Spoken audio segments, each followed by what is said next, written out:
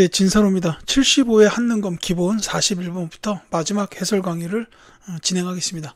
가에 들어갈 내용으로 가장 적절한 것은 해가지고 자, AI 기술로 백범 김구 선생님을 구현을 해놨네요.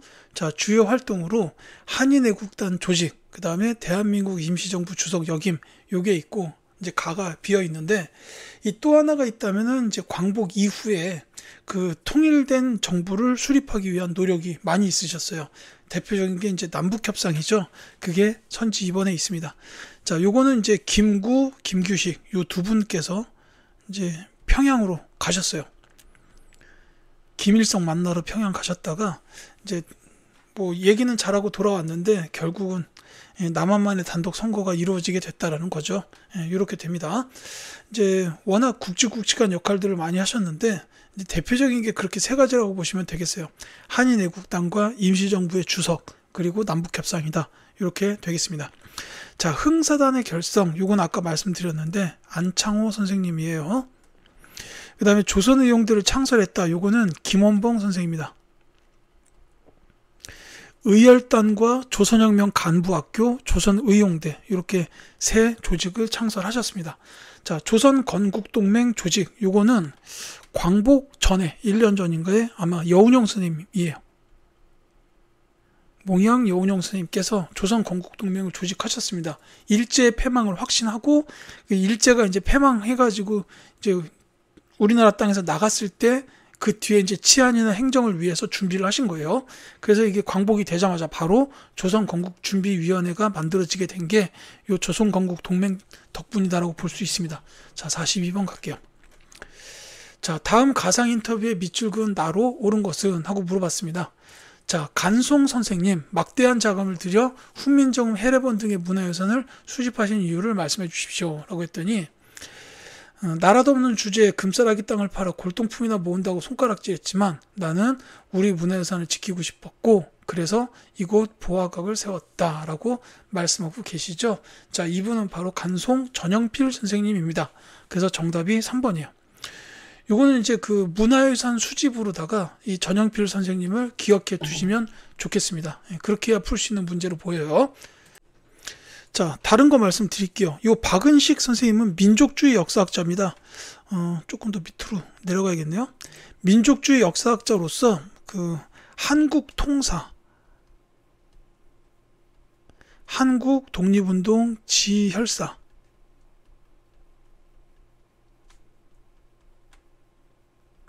이런 책들을 쓰셨어요. 그리고 기억하셔야 됩니다. 그리고 이분은 유학자로서 유교 구신론, 이제 유교의 개혁이 좀 필요하다라고 생각을 하셨나 봐요. 그래서 유교 구신론 같은 이런 책도 저술을 하셨고, 그 다음에 임시정부의 2대 대통령을 잠시 역임하시기도 했습니다.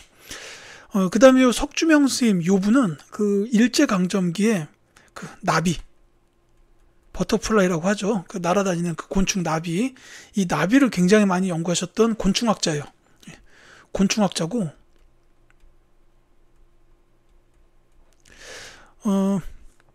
그 다음에 이분이 이제 박물학, 박물관에 관련된 이 박물학의 선구자라고 우리나라에서는 인정을 받고 계십니다. 다만 이제 제 개인적으로는 제가 이제 그 인천의 송도고등학교를 졸업했어요. 근데 이 송도고등학교가 그 일제강점기 때는 개성 쪽에 있었습니다.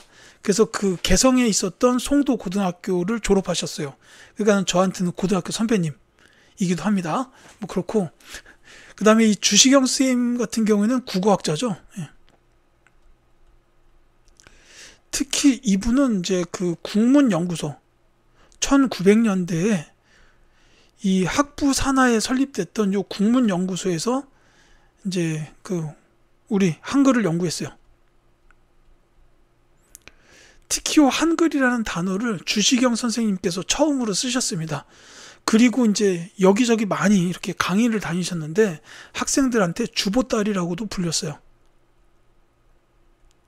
그러니까 이제 보따리를 많이 들고 다니니까 이제 거기 책 잔뜩 들고 막 보따리에다 이렇게 들고 다니니까 학생들이 주보따리라고 불렀는데, 이제 여기는 아마도 이렇게 이제 많은 강연 활동을 하시는 선생님에 대한 존경심이 담겨 있었다라고 저는 그렇게 생각하고 있습니다. 자, 어쨌든 여기 이제 42번이었고 43번 가겠습니다. 가부대에 대한 설명으로 옳은 것은, 자, 이 지도에는 양세봉을 기리는 기념물이 표시되어 있대요. 양세봉은 가해 총사령으로서 중국 의용군과 연합하여 일본군을 격퇴하였습니다. 라고 나와 있죠. 자, 이 양세봉 장군께서 지휘하셨던 부대입니다. 이 부대는 조선혁명군이에요. 이 1930년대 초입니다. 이 1930년대 초에 그 만주 지역에서 활동했던 그 부대가 크게 대표적으로 두 개가 있어요. 그래서 이 하나는 그 한국 독립군. 요거는 이제 지청천 장군께서 지휘하셨고, 이게 이제 북만주 지역이에요. 그 다음에 조선혁명군은 양세봉 장군께서 지휘하셨고, 남만주 지역입니다. 이게 이제 그 전에 삼부통합운동 때 혁신의회와 국민부로 이렇게 북만주, 남만주 지역이 만들어진 다음에, 이 혁신의회 쪽에서는 한국 독립당을 창당하면서 거기에 군사조직으로 한국 독립군을 운영했고, 그 다음에 이 국민부 남만주는 그 조선혁명당을 창설하고 조선혁명군을 운영했어요. 그래서 이 한국 독립군의 경우에는 쌍성보 전투, 대정자령 전투, 이 전투에서 중국 호로군과 연합해서 승리를 거뒀고, 이 조선혁명군의 경우에는 남만주 지역에서 영릉가 전투랑 흥경성 전투, 이 전투에서 중국 의용군과 연합해서 승리를 거뒀다라는 겁니다. 그래서 정답은 2번이에요. 영릉가 전투에서 승리를 거뒀다. 이게 이제 조선혁명군에 대한 설명이 되겠습니다. 요거 이제 둘 다 기억하셔야 되기 때문에 제가 다 설명을 드렸다라고 보시면 되겠어요. 이게 1930년대 초 만주 지역이고, 그 한중 연합작전까지 알아두셔야 됩니다. 복잡하죠?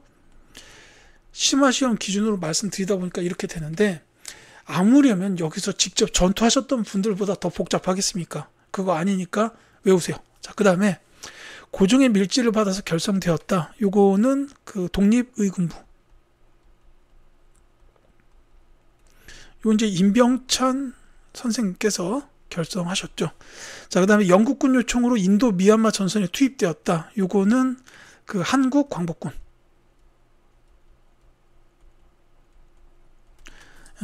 그리고 이제 이 한국 광복군은 또 하나가 있는 게 미국 OSS와 연계해가지고 국내 진공작전을 계획하였다. 요것도 있죠. 자, 중국 관내에서 결성된 최초의 한인 무장 조직. 요거는 조선의용대. 요 이제 김원봉 선생님께서 조직하셨습니다. 이 조선의용대는 두 세력으로 분화돼요. 그 화북 지역으로 한 세력이 갑니다. 그래서 그걸 통상 화북지대라고 불러요. 그리고 이제 잔류 세력. 그래서 이 잔류 세력은 그 한국 광복군으로 편입이 됩니다. 그래서 이제 한국 광복군의 한 부대로 편입이 되고, 김원봉 선생은 여기로 이제 같이 가죠. 그리고 이 화북지대 같은 경우에는 호가장 전투를 치르게 되고, 이후에 조선의용군 이렇게 이제 재편됩니다. 이렇게 기억해 두시면 되겠어요. 자, 44번 가겠습니다. 밑줄은 이 시기에 볼 수 있는 모습으로 가장 적절한 것은? 하고 물어봤어요. 자, 일제가 중일전쟁을 일으키고 침략을 확대하던 이 시기, 군함도로 강제 동원된 많은 한국인이 해저 탄광의 열악한 작업 환경 속에서 목숨을 잃었습니다. 라고 되어 있습니다. 자, 강제 동원 나왔죠? 이게 이제 징용인데, 그러니까 이거는 1930년대 중반 이후. 이 대표적인 키워드는 두 가지죠. 그 민족말살 통치, 그 다음에 또 하나가 국가총동원법 시행. 이렇게 두 가지로 기억하시면 되겠습니다. 민족말살 통치의 대표적인 세부적인 내용으로 본다면은 황국신민서사암송,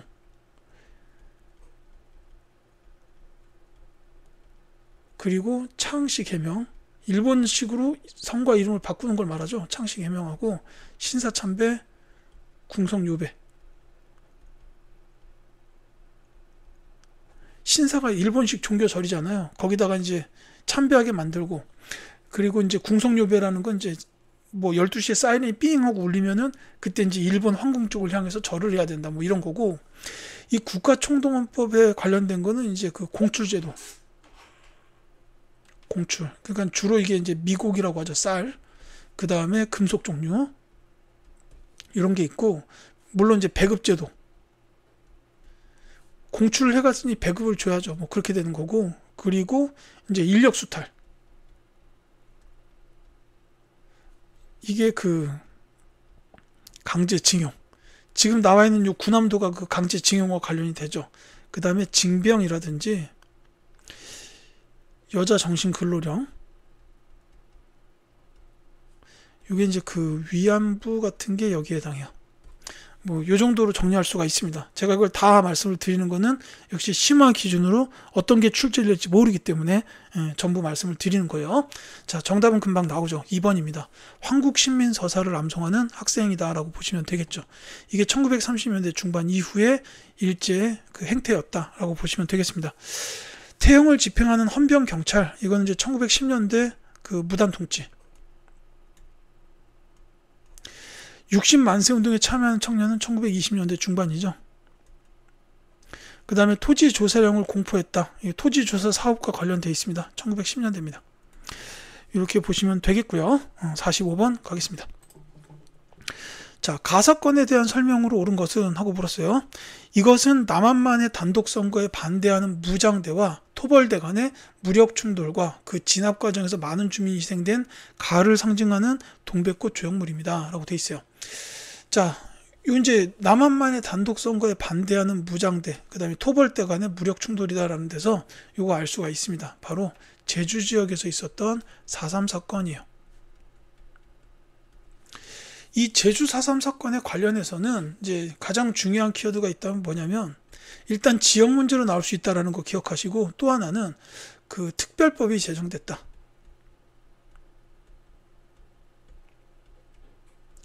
그 다음에 이게 이제 나중에 노무현 정부 때 가서는 그 국민들에게 정부의 잘못입니다 라고 이제 사과를 했어요. 정부의 공식 사과가 있었다. 이건 이제 노무현 정부 때인데, 이게 그 과거사 청산하고 관련이 됩니다.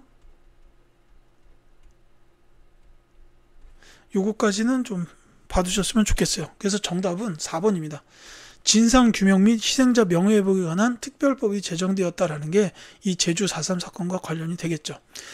자, 굴욕적인 한일국교 정상화에 반대하였다. 요거 6.3 시인데 박정희 정부 초기에 있었던 일입니다. 좌우합작 7원칙이 발표되는 배경이 되었다. 이 좌우합작 운동이죠. 이게 요 발표되는 배경은 간단히 말씀드리면 이승만의 정읍 발언이라고 보시면 돼요.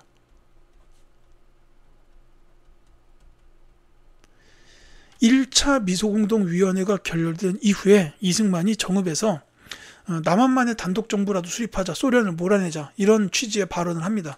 그러니까 다른 민족 지도자들 사이에서 안 돼. 분단이라니, 통일된 한 정부가 수립돼야지 해가지고 좌우합작 운동이 벌어지게 됐죠. 요거는 여운형 김규식 선생이 주도했습니다. 자, 신군부의 비상계엄 확대와 무력 진압에 저항하였다. 요거는 5.18 민주화 운동을 말하죠. 자, 이렇게 보시면 되겠고, 46번 가겠습니다. 가에 들어갈 민주화 운동으로 옳은 것은 하고 물었어요. 3.15 부정선거는 전 국민적인 분노를 일으켜 가해 계기가 되었습니다. 자, 3.15 부정선거가 이제 이 가해 그 계기가 됐다. 그러니까 원인이라는 얘기죠. 이 3.15 부정선거가. 이게 이제 4.19 혁명을 뜻합니다. 그래서 정답은 2번이에요. 이 3.15 부정선거. 그 다음에 또 한 가지가 있다면, 이 같은 날, 이 부정선거가 이루어지던 그날, 마산 지역에서는 그 민주화 시위가 있었어요. 그래서 뭐 2월 28일 날 대구, 3월 8일 날 대전, 3월 15일 날 마산에서 이렇게 이제 그 민주화를 요구하는 이런 시위가 있었는데, 그 요때 그 김주열 학생이 희생이 됩니다. 이제 나중에 밝혀지죠. 이 김주열 학생이 눈에 최루탄이 박힌 채로 마산 앞바다의 시신이 떠올라요. 그래서 이게 그 신문에 일면에 대문짝만하게 보도가 되면서부터 이 정부 이제 그 물러나야겠다 해가지고 이제 그 이 두 개가 그 전국 단위의 혁명으로 혁명적 시위로 이어지게 돼요. 그래서 이게 4.19 혁명으로 연결됩니다. 이 과정에서 뭐 대학 교수들의 그 시국 선언도 나오게 되고 가두 시위도 펼치고 막 이러면서 이 혁명이 그 걷잡을 수 없이 커져요. 그래서 결국은 이승만 하야 허정 과도 정부가 구성되고, 그 다음에 이 과도 정부에서 개헌을 하죠. 내각 책임제의 개헌. 이런 게 이루어졌다라고 보시면 되겠습니다. 그래서 정답은 2번이에요. 6.3 시위는 앞서 말씀드렸듯이 그 한일 국교 정상화 반대 시위다 이렇게 보시면 되겠습니다. 그리고 6월 민주항쟁은 1987년에 있었죠. 이때는 그 박정철 학생의 고문치사 사건 이거랑 4.13 호원 조치 때문에 일어났어요. 그랬다가 이한열 학생이 또 최루탄을 맞고 이제 돌아가시게 되고, 이 과정에서 시위가 더 확산이 돼서 결국은 그 5년 단임의 직선제로 개헌하게 되는 이런 결과로 이어집니다. 현재의 제도죠.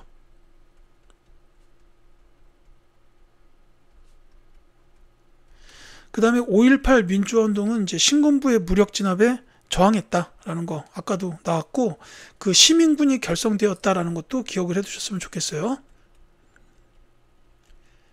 그리고 또 하나가 간혹 나오는 게 유네스코 기록유산에 관련 기록물이 등재됐다라는 겁니다.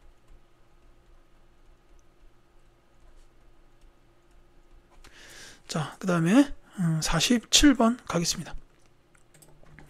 밑줄근 이 전쟁 중에 있었던 사실로 옳은 것은, 자, 내가 학도병에 자원한 건 이 전쟁 도중 유엔군이 인천 상륙작전에 성공해 서울을 수복할 즈음이다. 통일 노래를 부르고 홍보 방송을 하는 등 주로 선전 활동을 했다라고 이제 증언하고 계시네요.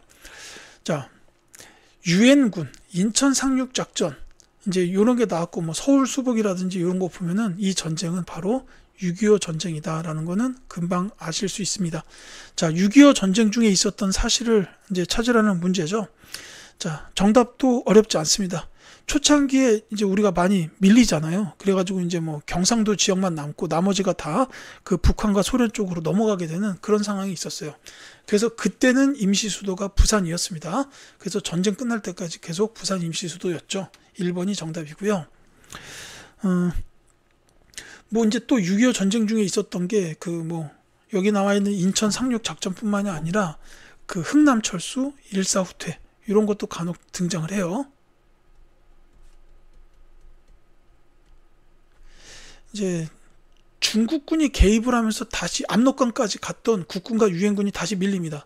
그래서 이제 이 흥남 항구에서 배를 이용해서 막 전쟁 포로들과 막 군인들과 다 타가지고 배를 타고 거제도로 철수하는 이런 일이 이제 1950년 12월에 있었고, 그 바로 다음 해인 51년 1월 4일에 서울을 다시 빼앗깁니다.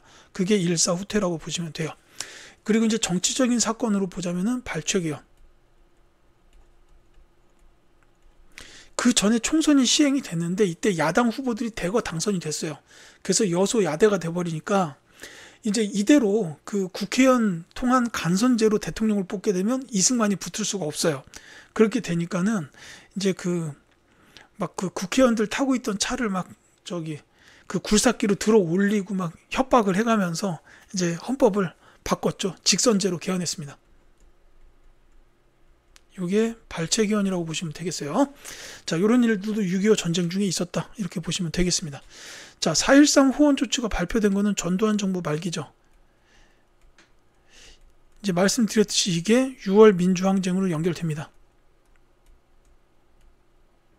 미소공동위원회가 개최된 거는 광복 이후예요. 그러니까는 광복부터 대한민국 정부 수립까지 그 3년 기간 사이에 있었던 일 이렇게 보면 되겠고, 반민족행위 처벌법이 제정되었다. 이거는 이승만 정부 때인데,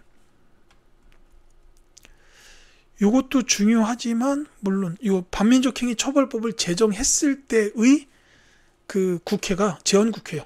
재헌국회에서 제정했습니다. 가장 급한 법부터 만들어야 되는데 반민족행위 처벌법이 그만큼 급했었다라는 거죠. 당시의 시대적 과제였기 때문입니다. 자, 48번 갈게요. 가에 들어갈 사진으로 가장 적절한 것은 1970년대의 정치, 경제, 사회, 문화의 한 장면들을 담았습니다 라고 되어 있습니다. 그러니까 요거는 박정희 정부 때라고 보시면 되겠죠. 이 박정희 정부 시기에 정치, 경제, 사회, 문화의 장면들, 요거를 찾으면 되겠습니다. 유신헌법 공포, 장발 단속, 청년 문화 유행, 이런 게 있죠. 이제 그 외에 선지에서 박정희 정부 관련된 내용 보시면 2번이 정답이죠. 수출 100억 달러 달성한 거, 요게 박정희 정부 때입니다. 자, 금융실명제가 실시됐다. 요거는 김영삼 정부. 그 다음에 개성공단이 조성됐다. 이걸 조성하자라고 합의를 한 거는 김대중 정부고, 이 공단 조성이 이제 이루어졌던 거는 노무현 정부로 보시면 되겠어요. 그 다음에 아시아 태평양 경제협력체 에이펙 정상회의 개최도 노무현 정부입니다. 자, 다시 말씀드리지만 개성공단 조성에 합의한 거는 김대중 정부예요. 그리고 이게 공사가 됐던 거는 노무현 정부라고 보시면 되겠습니다. 자, 그래서 이제 이와 같이 정리할 수가 있겠고, 49번 갈게요. 가 정부 시기에 있었던 사실로 옳은 것은, 이 우표는 가 대통령의 노벨 평화상 수상을 기념하여 발행되었습니다 라고 되어 있죠. 여기 사진이 나와 계시네요. 민주주의와 인권, 특히 북한과의 평화 화해를 위해 노력한 업적을 인정받아 이 상을 수상하였습니다. 이제 얼마 전에 한강 작가께서 노벨 문학상을 받으셨지만, 이제 그 전까지 유일한 우리나라의 노벨상 수상자이셨죠. 바로 김대중 대통령입니다. 따라서 가는 김대중 정부를 말해요. 자, 김대중 정부 시기에 있었던 사실로 옳은 것은인데, 자, 여기 이제 이 관련된 내용이 이 본문에 있습니다. 민주주의와 인권, 특히 북한과의 평화 화해를 위해서 노력했다라는 거. 자, 요거랑 관련된 게 김대중 정부의 대표적인 통일 업적 중 하나죠. 바로 선지 2번 6.15 남북 공동선언이 발표되었다라는 겁니다. 이제 이때가 이제 이 1차 남북 정상회담, 요게 먼저 열려서 평양에서 김대중 대통령이 평양까지 가서 김정일을 만났죠. 그래가지고 2박 3일간 회의를 하고 이제 6.15 남북 공동선언을 발표했다. 이렇게 보시면 되겠고, 이제 다른 거 볼게요. 남북한이 유엔에 동시 가입하였다. 요거는 이제 노태우 정부. 한반도 비핵화 공동선언의 채택도 역시 노태우 정부 때 일입니다. 남북 이산가족 상봉이 최초로 성사된 거는 그 전두환 정부라고 보시면 되죠. 자, 50번 가겠습니다. 가에서 라사에 들어갈 내용으로 옳은 것은 하고 물어봤어요. 자, 지하철 영명에서 찾은 역사래요. 자, 을지로 입구역의 을지는 수해 침입 당시 가에서 활약한 을지문덕의 이름에서 따옴이라고 되어 있습니다. 자, 을지문덕의 이름에서 따왔다는 데서 요 가는 사실 살수대첩이죠. 요 밑에 거랑 같이 보면 되겠습니다. 살수대첩이고요. 자, 낙성대역. 낙성대는 가를 승리로 이끌어 거란의 3차 침입을 물리친 강감찬이 태어났다고 알려진 곳이다 라고 되어 있죠. 자, 요 나를 승리로 이끌었다. 근데 요 나가 바로 이제 강감찬이 승리했던 전투 귀주 대첩입니다. 자, 그 다음에 충무로역에서 충무는 1592년 일본의 침입으로 시작된 다 당시 수군을 이끈 이순신의 시효다 라고 되어 있죠. 바로 임진왜란이 되겠네요. 자, 그 다음에 충정로역. 충정은 라로 외교권이 박탈되자 자결로서 이에 항의한 민영환의 시효다라고 되어 있습니다. 요거는 을사늑약이죠. 자, 그래서 이게 이제 딱 맞는 거는 4번에 있겠네요. 라가 을사늑약이다라는 요 정답 4번이 되겠습니다. 아무래도 올해가 을사년이다 보니까 을사늑약을 정답으로 낸 게 아닌가라는 이런 생각이 잠깐 듭니다. 자, 이렇게 해가지고 75회 한국사 능력검정시험 기본에 대한 해설 강의를 마치겠습니다. 제가 오늘 시험 당일날 하루에 이 심화와 기본 해설 강의를 모두 녹화를 해야 되다 보니까 제 입장에서 상당히 큰 도전이긴 했습니다. 어쨌든 좀 나름대로는 성공적이었다 생각하고 강의를 마치도록 할게요. 저는 다른 컨텐츠를 통하여 또 찾아뵙도록 하겠습니다. 감사합니다.